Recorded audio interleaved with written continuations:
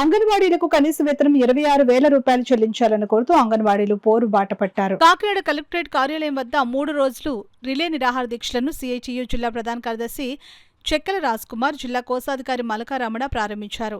ఈ సందర్భంగా అంగన్వాడీ సంఘం జిల్లా ప్రధాన కార్యదర్శి ఏరుబండి చంద్రావతి, జిల్లా కోశాధికారి రామలక్ష్మి మాట్లాడుతూ గత 7 ఏళ్ల నుండి అంగన్వాడీలకు వేతనాలు పెంచలేదని, ధరలు 100 రెట్లు పెరిగాయని, తక్షణం అంగన్వాడీలకు కనీస వేతనం 26,000 రూపాయలు చెల్లించాలని డిమాండ్ చేశారు. ఆయాకి 7,000, టీచర్కు 11,500 రూపాయలు చెల్లిస్తూ ప్రభుత్వ వెబ్సైట్లో ప్రభుత్వ ఉద్యోగులుగా అంగన్వాడీలను నమోదు చేయడం వల్ల ఇచ్చే సంక్షేమ పథకాలన్నింటినీ తొలగించారని ఆవేదన వ్యక్తం చేశారు.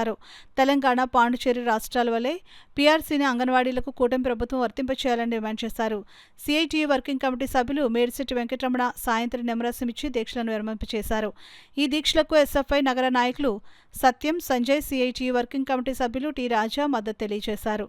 మిరియాల రాజేశ్వరి, టి నాగమణి, ఎస్తేరు రాణి, రమణమ్మ, జ్యోతి, విజయ, పద్మావతి, సత్యవతి, వెంకటలక్ష్మి, కుమారి, సూర్యకళ, మంగాలక్ష్మి తదితరులు దీక్షలో పాల్గొన్నారు.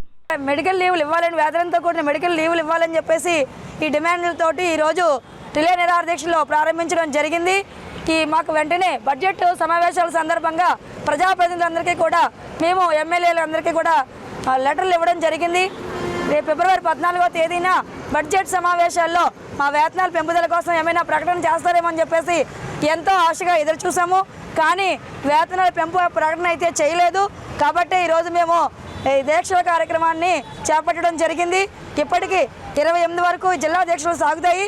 అప్పటికే ప్రభుత్వం స్పందించి వేతనాలు పెంచుతున్నామని చెప్పేసి ప్రకటించకపోయినట్లయితే రాష్ట్ర వ్యాప్తంగా ఉన్నటువంటి 106,000 మంది అంగన్వాడీలు కూడా చలో విజయవాడకి వెళ్తున్నామని చెప్పేసి అందరం కూడా సిద్ధంగా ఉన్నామని చెప్పేసి మొత్తం అందరూ కూడా కదిలి విజయవాడ వస్తామని చెప్పేసి ఈ సందర్భంగా ప్రభుత్వాన్ని మేము హెచ్చరిక చేస్తూ ఉన్నాం. చంద్రావతి, జిల్లా ప్రధాన కార్యదర్శి. కానీ పెరుగుతున్న ధరలకు అనుగుణంగా కూడా ఇప్పటి వరకు కూడా వేతనాలు మాకు పెంచే పరిస్థితి లేదు. అలాగే లబ్ధిదారులకు ఎఫ్ఆర్ఎస్ అని పెట్టారు. ఆ లబ్ధిదారులు ఉన్నా లేకపోయినా కూడా మాకు ఇక్కడ ప్రభుత్వం నుంచి కూడా వాళ్ళకి ఫుడ్ రావడం లేదు. అలాగే ఏరియాలో కూడా చాలా ప్రాబ్లమ్స్ మేము అంగన్వాడీలుగా మేము ఇప్పుడు పడుతున్నాము. కానీ ప్రభుత్వం నుంచి మాకు ఒక్క సంక్షేమ పథకం కూడా అమలు అవ్వట్లేదు. ఇచ్చి ఈ 11,500 కూడా అనేకమైనటువంటి యాపల భారం పెట్టి మాకు జీతం పెంచిన పరిస్థితి. తర్వాత ప్రజల నుంచి అయితే మాకు ఒత్తిడి తీసుకురావాలనే ఉద్దేశంతో ఎఫ్ఆర్ఎస్ పెట్టి వాళ్ళకు కూడా ఫుడ్ని కూడా సరఫరా చేయలేనటువంటి పరిస్థితి ఈరోజు ప్రభుత్వం చేస్తుంది. మాకు తక్షణమే మాకు శాలరీలు పెంచాలి. ఈ ధరలు అయితే ఆకాశాన్ని అండుతున్నాయి. వాటికి అనుగుణంగా కూడా మాకు జీతాలు పెంచాలని, అలాగే సుప్రీంకోర్టు ఏదైతే తీర్పు ఇచ్చిందో ఆ తీర్పు ప్రకారం మాకు గ్రాడ్యుయేటీని అమలు చేయాలని, అలాగే లబ్ధిదారులకు క్వాలిటీ క్వాంటిటీతో కూడినటువంటి ఫుడ్ను మాకు సరఫరా చేయాలని, ప్రభుత్వమే వెంటనే మాకు ఉచిత గ్యాస్ను సరఫరా చేయాలని. ఈరోజు ఒక పిల్లవాడికి 10 రూపాయలు ఇస్తుంది.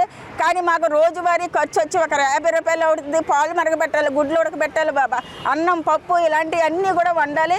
కానీ ఒక్క పిల్లవాడికి 10 రూపాయలు ఇస్తే రోజుకు వచ్చినటువంటి 5 రూపాయలు కూడా రావట్లేదు. కాబట్టి వెంటనే ప్రభుత్వం స్పందించి